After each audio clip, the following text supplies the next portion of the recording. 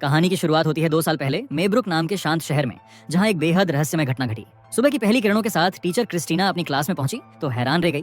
पूरा कमरा खाली पड़ा था। सिर्फ एक स्टूडेंट एलेक्स चुपचाप अपनी सीट पर बैठा था। जांच करने पर सामने आया कि पिछली रात ठीक 2:17 पर एक अजीब वाकया हुआ था। क्रिस्टीना की क्लास के बाकी 17 बच्चे अचानक अपने अपने घरों से बाहर निकले और अंधेरे में गायब हो गए।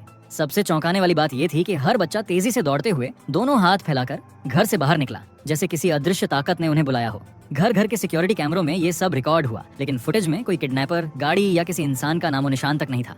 पुलिस ने कई बार क्रिस्टीना और अकेले बच्चे एलेक्स से पूछताछ की, लेकिन दोनों को इस बारे में कुछ भी पता नहीं था। इसे पूरा शहर हिल गया।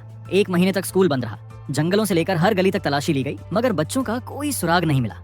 जब स्कूल दोबारा खोलने का समय आया तो सबसे पहले टाउन हॉल में बड़ी मीटिंग बुलाई गई। प्रिंसिपल मार्कस ने सबको शांत करने और सच समझाने की कोशिश की, लेकिन भीड़ में गुस्सा उबल रहा था। ज्यादातर लोग क्रिस्टीना पर ही शक कर रहे थे। लोगों की आवाजें गूंज उठी और किसी ने चिल्लाया कि बच्चों के गायब होने में क्रिस्टीना का ही हाथ है। क्रिस्टीना ने रोते हुए कहा कि वो अपने हर स्टूडेंट से प्यार करती थी, पर गालियों और इल्जामों की बौछार रुकने का नाम नहीं ले रही थी। मार्कस ने बीच बचाव किया तो भीड़ ने उस पर भी आरोप लगाना शुरू कर दिया कि वो क्रिस्टीना का साथी है। हालात इतने बिगड़ गए कि अंत में एक डिटेक्टिव को क्रिस्टीना को भीड़ से बचाकर बाहर ले जाना पड़ा। उस रात के बाद से क्रिस्टीना का डर और अकेलापन और गहरा हो गया। वो अक्सर शराब पीने लगी ताकि दिमाग थोड़ी देर के लिए शांत हो सके। उसी आदत के चलते एक शाम वो पास के स्टोर पर शराब लेने गई। वहीं अचानक उसके फोन पर अनजान नंबर से कॉल आया। दूसरी तरफ से आई आवाज डरावनी थी, जहां सामने वाले ने उसे धमकी दी। घबराकर क्रिस्टीना ने तुरंत कॉल काट दिया। स्टोर से बाहर निकलते समय एक नशेड़ी जेम्स ने उसे पैसे मांगे। क्रिस्टीना ने उसे अनसुना किया और जल्दी से घर की ओर चल पड़ी। रात गहराई तो घर का सन्नाटा और भारी लगने लगा। तभी दरवाजे की घंटी बजी। उसका दिल तेज धड़कने लगा। उसने डरते हुए पीपा होल से झांका, पर बाहर कोई नहीं था। कुछ ही मिनट बाद दरवाजे पर जोरदार दस्तक हुई। डर के बावजूद क्रिस्टीना ने हिम्मत जुटाई और बाहर निकली तो देखा कि उसके कार पर लाल रंग से विच लिखा हुआ था। ये देखकर उसकी रूह तक कांप उठी। सुबह उसने कार से पेंट साफ करने की बहुत कोशिश की, पर वो निकल ही नहीं रहे थे। मजबूरी में वो उसी तरह कार लेकर स्कूल पहुंची। स्टाफ रूम में प्रिंसिपल मार्कस ने उसकी हालत देखी और नरमी से कहा, तुम कुछ दिन की छुट्टी ले लो। फिर क्रिस्टीना ने एलेक्स के बारे में पूछा। मार्कस ने गहरी सांस ली और जवाब दिया, एलेक्स को दूसरी क्लास में शिफ्ट कर दिया गया है और मुझे नहीं लगता कि तुम्हारा उसे मिलना ठीक होगा। फिर उसने कुछ पुराने वाकये गिनाने शुरू किए। किस तरह क्रिस्टीना कभी बच्चों को उनके घर तक छोड़ाती थी, कभी रोते बच्चों को बार बार गले लगाती थी। तुम अक्सर हद पार कर देती हो, मार्कस ने सख्त लहजे में कहा। ये सुनकर क्रिस्टीना के दिल पर जैसे चोट लगी। वो कुछ कह नहीं पाई। चुपचाप अपनी कार तक गई, दरवाजा बंद किया और फूट फूट कर रो पड़ी। थोड़ा संभलने के बाद उसने हिम्मत जुटाई और पुलिस में रिपोर्ट दर्ज कराई। कार पर लिखे विच और धमकी भरे कॉल दोनों का जिक्र किया। तभी उसकी नजर अचानक अपने एक्स बॉयफ्रेंड पॉल पर पड़ी। उस रात पॉल ने क्रिस्टीना को बार में मिलने का प्रस्ताव दिया। बार की हल्की रोशनी में दोनों पुराने दिनों की तरह बातचीत करने लगे। पॉल ने उसकी चिंता जताई, पर क्रिस्टीना ने कहा कि वो खुद संभाल लेगी। बातों बातों में पॉल ने बताया कि वो और उसकी पत्नी अब अलग हो चुके हैं। काफी देर बाद दोनों क्रिस्टीना के घर पहुंचे और रात एक दूसरे का साथ देते हुए गुजारी। सुबह क्रिस्टीना ने पॉल को घर छोड़ते समय कहा, पुलिस इस केस को उतनी गंभीरता से नहीं ले रही जितनी लेनी चाहिए। उस दोपहर बेचैन क्रिस्टीना स्कूल के पास जाकर बच्चों की बस का इंतजार करने लगी। बस रुकते ही उसने एलेक्स को उतरते देखा और चुपचाप उसका पीछा करते हुए उसके घर तक पहुंच गई। घर अजीब तरह से खामोश था। क्रिस्टीना ने डोरबेल दबाई, दरवाजा खटखटाया, मगर कोई जवाब नहीं मिला। और वही सारी खिड़कियां अखबार से ढकी हुई थीं। चिंता में उसने बाट का गेट खोला और पीछे के आंगन तक चली गई। एक खिड़की में अखबार के बीच छोटा सा खाली हिस्सा दिखा, जिसे अंदर झांका जा सकता था। क्रिस्टीना ने झुककर झांका और अंदर 2 लोग सोफे पर बैठे थे। डर के मारे क्रिस्टीना पीछे हट गई और किसी चीज से टकराकर गिर पड़ी। आवाज गूंजी, पर घर के अंदर जरा भी हलचल नहीं हुई। हिम्मत जुटाकर उसने फिर झांका। जो नजारा सामने था उसने उसके रोंगटे खड़े कर दिए। एलेक्स के माता पिता सोफे पर बिल्कुल बुत बने बैठे थे, जैसे किसी ने उन्हें पत्थर की मूर्तियों में बदल दिया हो। कांपते हाथों से क्रिस्टीना ने तुरंत मार्कस को फोन किया और सब कुछ बताया, लेकिन मार्कस ने उल्टा उसे डांट दिया। उस दिन शाम को ग्रोसरी स्टोर में अचानक पॉल की पत्नी डोना ने उस पर हमला कर दिया। डोना को पता चल गया था कि पिछली रात पॉल क्रिस्टीना के साथ था। क्रिस्टीना ने घबराकर समझाने की कोशिश की कि पॉल ने खुद कहा था कि वो अब सिंगल है, लेकिन डोना गुस्से में थी और उस पर शराब उड़ेल दी। तभी बीच में क्लर्क आकर उसे हटाने में कामयाब हुआ। रात को क्रिस्टीना ने भयानक सपना देखा। वो फिर अपनी क्लास में थी। सारे बच्चे डेस्क पर सिर झुकाए बैठे थे। अचानक एलेक्स ने सिर उठाया, लेकिन उसके चेहरे पर डरावना जोकर मेकअप था और वो अजीब भयानक मुस्कान दे रहा था। क्रिस्टीना चीखते हुए जाग गई। जागते ही उसे घर में अजीब आवाजें सुनाई दी। उसने खिड़की से बाहर देखा, पर वहाँ कुछ भी नहीं था। जैसे ही वो वापस बिस्तर पर लेटी, उसने सीलिंग पर लाल बालों वाली एक डरावनी औरत को देखा, लेकिन अगले ही पल वो औरत गायब हो गई। अगले दिन क्रिस्टीना फिर से एलेक्स का इंतजार करने लगी। जब वो आया तो उसने पहला सवाल पूछा, तुम ठीक हो या नहीं? एलेक्स ने निश्चिंत स्वर में कहा, सब ठीक है, और फिर अचानक वहाँ से जाने लगा। क्रिस्टीना ने उसका पीछा करने की कोशिश की, लेकिन एलेक्स ने डर से चिल्लाते उसे पीछा करने से मना कर दिया। वो हताश होकर घंटों तक उसके घर के बाहर अपनी कार में बैठी रही और थक कर वहीं सो गई। रात में उसे एक और डरावना अनुभव हुआ। किसी ने उसकी कार का दरवाजा चुपके से खोला और उसके बालों का एक हिस्सा काट लिया।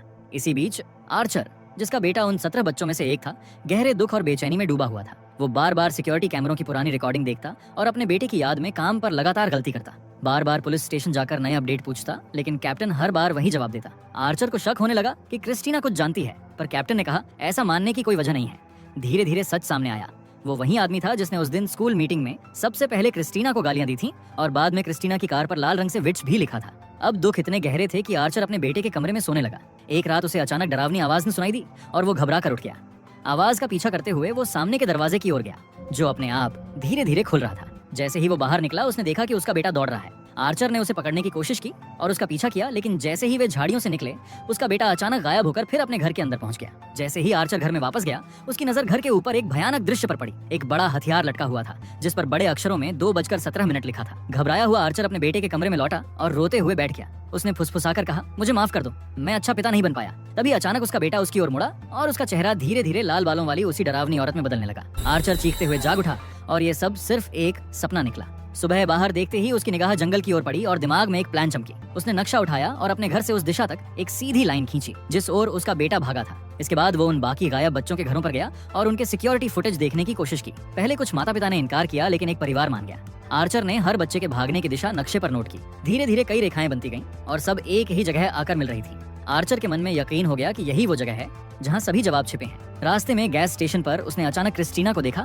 और उसे पुकारा। उसी क्षण क्रिस्टीना की नजर सामने पड़ी। मार्कस खून से लथपथ था और बच्चों की तरह दोनों हाथ फैलाए दौड़ता आ रहा था। पलक झपकते ही मार्कस ने उस पर हमला कर दिया और उसका गला दबाने लगा। आर्चर ने दौड़कर रोकने की कोशिश की, मगर मार्कस ने उसे जोर से धक्का देकर गिरा दिया। क्रिस्टीना ने मौका पाते ही दुकान के अंदर भागकर खुद को छुपा लिया, लेकिन मार्कस भी पीछे पीछे अंदर घुस आया।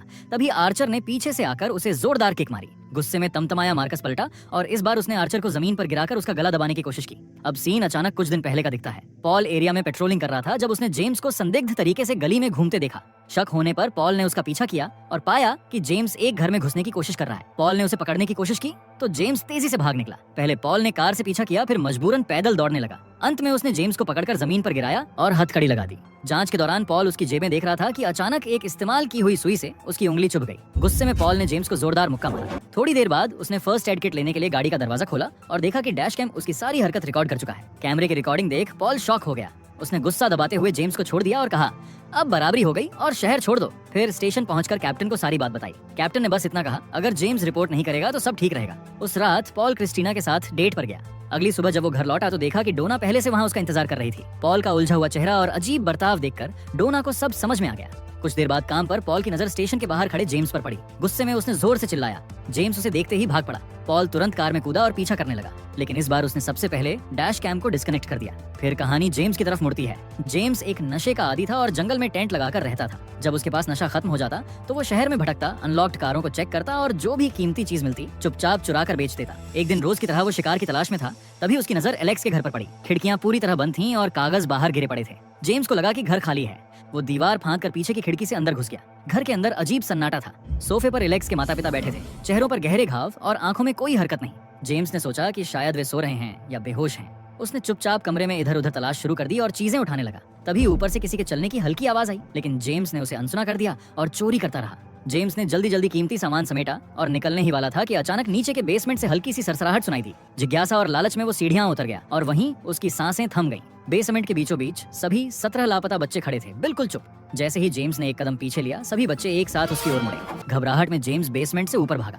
उसने जल्दी से भारी फर्नीचर खिसकाकर दरवाजा बंद कर दिया ताकि कोई बाहर ना आ सके, लेकिन राहत का मौका भी नहीं मिला। सोफे पर निर्जीव बैठे एलेक्स के माता पिता अचानक उठ खड़े हुए और धीरे धीरे उसकी ओर बढ़ने लगे। जेम्स का डर अब चीख में बदल गया। फिर वो किसी तरह दरवाजा खोलकर बाहर भागा और बिना पीछे देखे घर छोड़ दिया।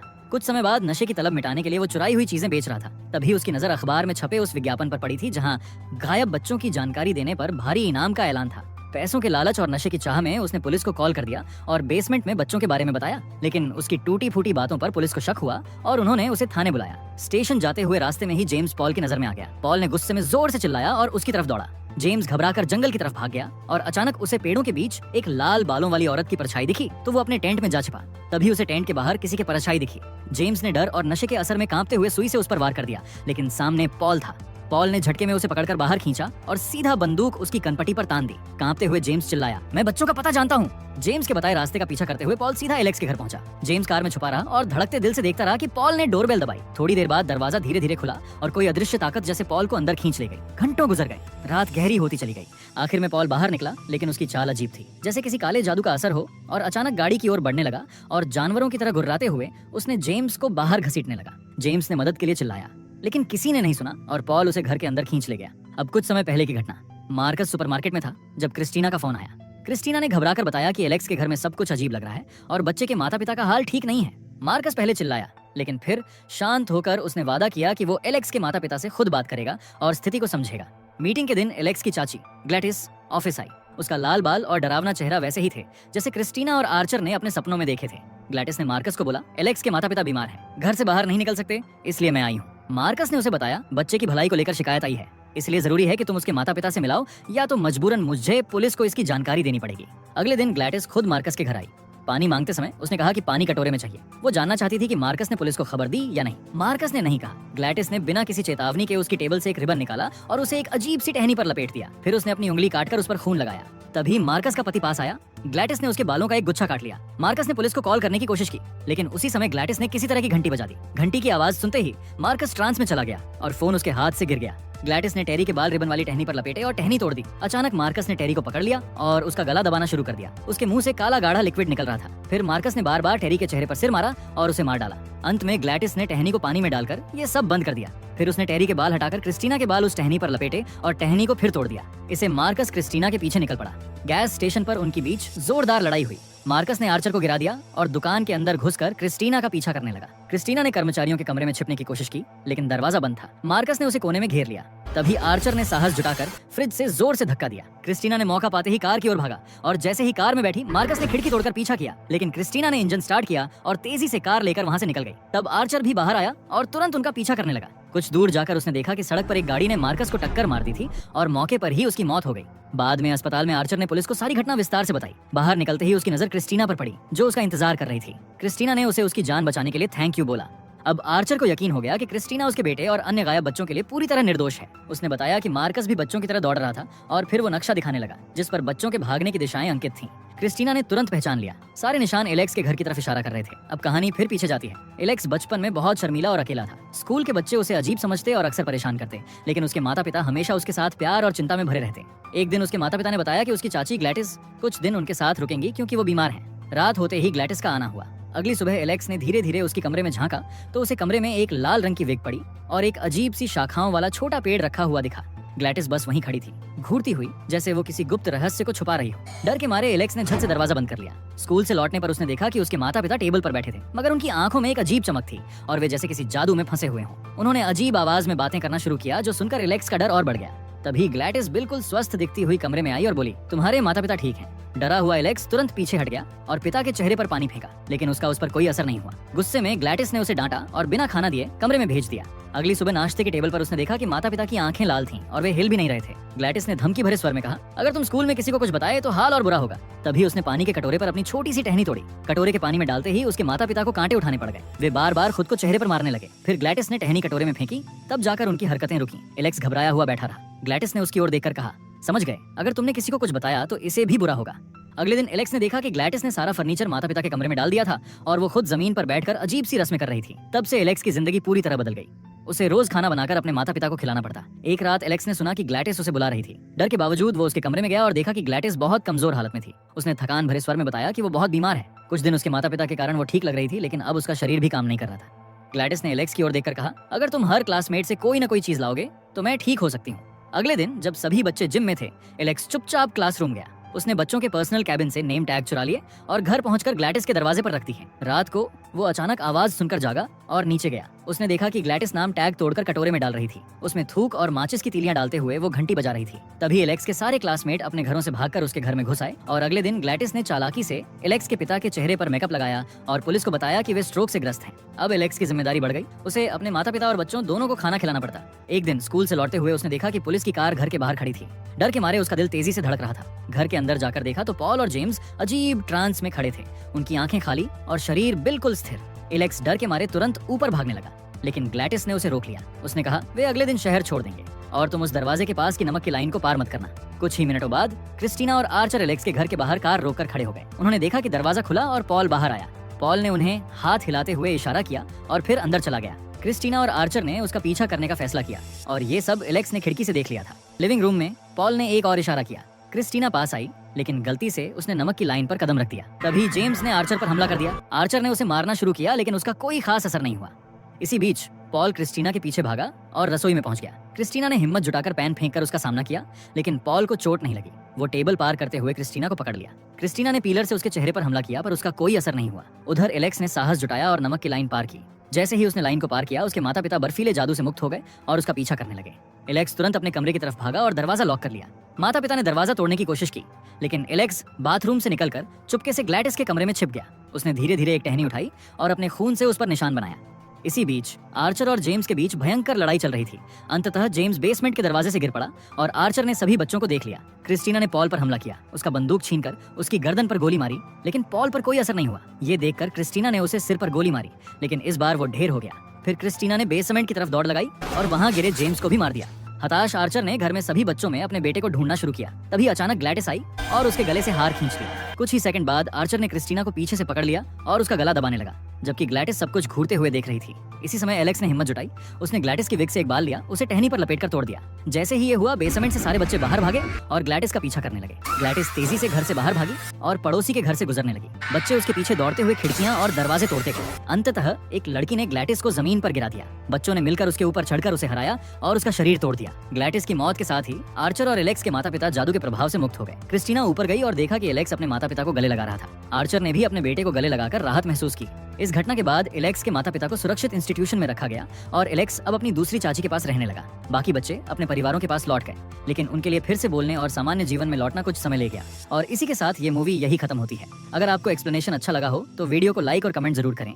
ऐसी ही और मजेदार और अनोखी कहानियों के लिए चैनल को सब्सक्राइब करना ना भूलें।